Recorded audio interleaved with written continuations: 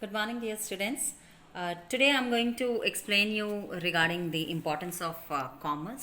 So, if you see here, the first slide, it is speaking about the definition.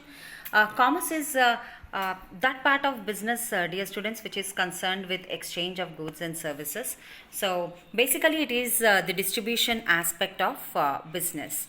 And because of commerce, the goods are available from the place of production to the place of consumption. Commerce is basically buying and selling of goods and services. So if you see the definition, James Stephenson, he is saying that commerce is an organized system with which the exchange of goods are done between the industrial world. So industrial world here means all of us who are living in this world. It could be we, or it could be the businessmen, or like the goods, it could be the consumer goods, or it could be the producer goods, which are being exchanged between the people or the business organizations.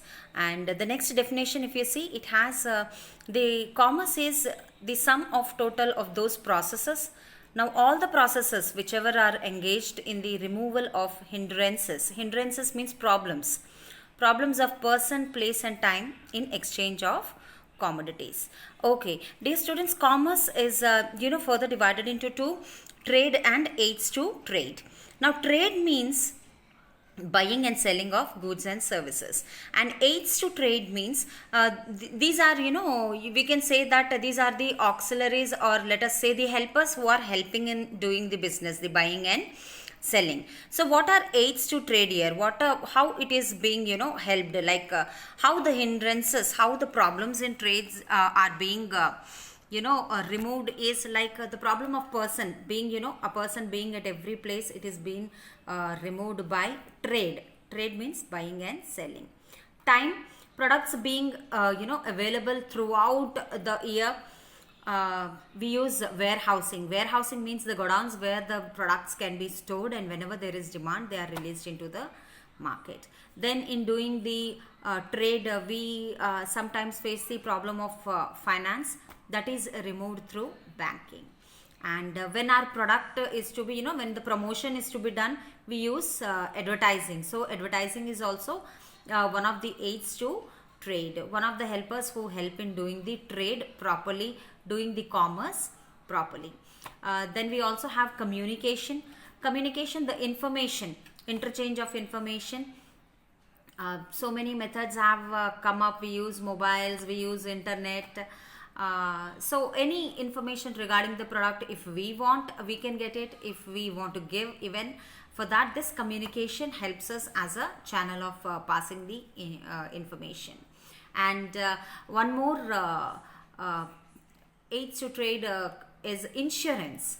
Like all the business organizations, to protect themselves from these uncertainties, you never know what might happen. So what they generally do is they insure themselves, they take the insurance, so that in case any mishap happens in the business which is not predicted, at that time we can claim insurance, and we can make our loss, bearing of loss at a safer side. The amount of loss which we'll have to bear will be lesser in case if we have insurance. So these all are aids to trade, children, aids to commerce, which help in buying and selling.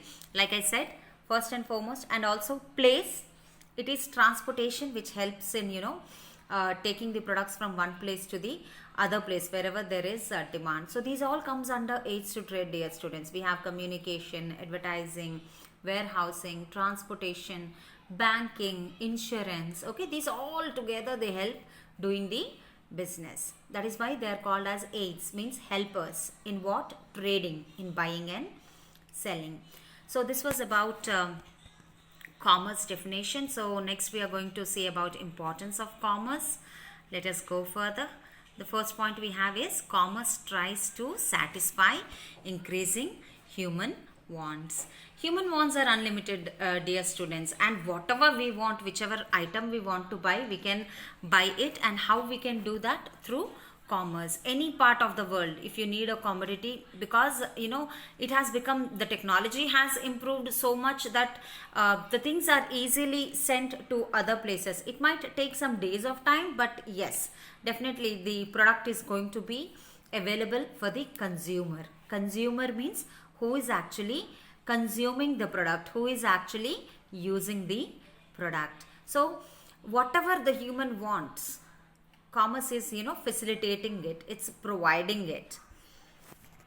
Then the next important point we have is commerce helps in increasing our standard of living. Standard of living means quality of life, dear students. It could be wealth, or it could be about any comfort, any material goods, or any necessity which humans we are looking for. So commerce helps in increasing our standard of living by providing us whatever we want at the right time, right place, and at the right price. The next important point we have is commerce links producers and consumers. Producers means the one who are preparing the product, and consumers are the one who are using the product. Now how commerce is linking? Now producer cannot reach each and every customer and sell his product personally. So here comes the commerce. Here comes the distribution link. From producer, what happens? The manufacturer buys in bulk, in lot, and from wholesaler, then what this wholesaler does is in smaller quantities he sells to different retailers, and from retailers the consumers, whoever want to buy the product, they buy it. Like retailers, we have these small shops, they come under retailers. Then in street traders, you see, they come under retailers, and so on. About this you will be learning in detail in your second year of intermediate. So that is how the commerce, it is a link between the producer and the consumer, the one who is preparing the product and the one who is using the product. Then next we have, because of commerce, the employment opportunities are being generated, they are increasing. Why? Because with commerce, with the growth in commerce, obviously all these agencies, just now I have told you, the transportation, warehousing, these all comes under different helpers of commerce. So who are working? Actually it is people who are working for it, and that is how the employment opportunities will increase.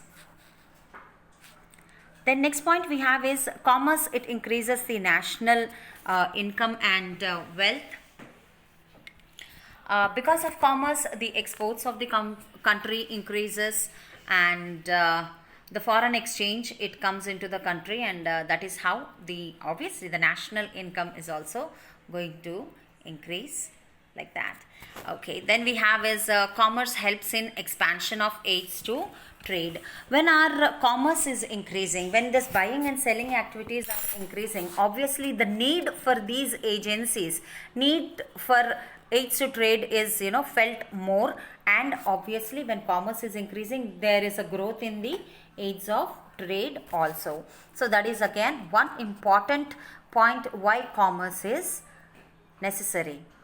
Then we have commerce is also required so that we can increase our international trade. International trade means where we are trading, where we are buying and where we are selling to other countries. So for that commerce is must. When commerce is there, we'll after we prepare the products required for our country, the excess products, they can be exported to other countries, and that is how the foreign exchange is coming into the country, and economically also we will grow.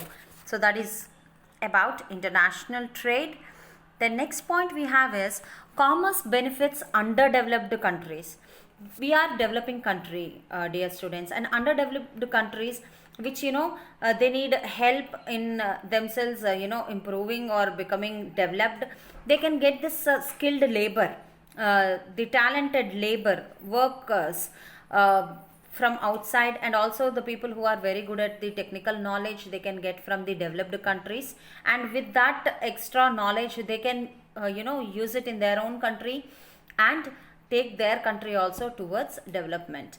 We can import, they can import the raw materials from the underdeveloped country. Who can take these raw materials? The developed countries, and they can help these underdeveloped country by giving them some business. So that is how all the countries, they grow up towards the globalization, towards all the countries will be termed as in developed countries. I would not say globalization, because already we are in the era of globalization, and all the countries are a part of it. The next we have is commerce helps in emergencies. Now, emergencies means any natural calamity, any part of the country, or let us say any part of the world. Because of these commerce, we can give minimum basic amenities to the people who are affected because of that. It could be food or medicine or any relief measures which are required in that particular affected area.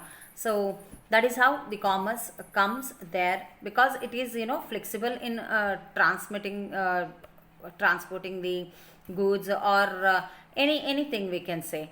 So that is about the importance of commerce, dear students. Hope you all have understood. Thank you for listening to the class today. Good day all.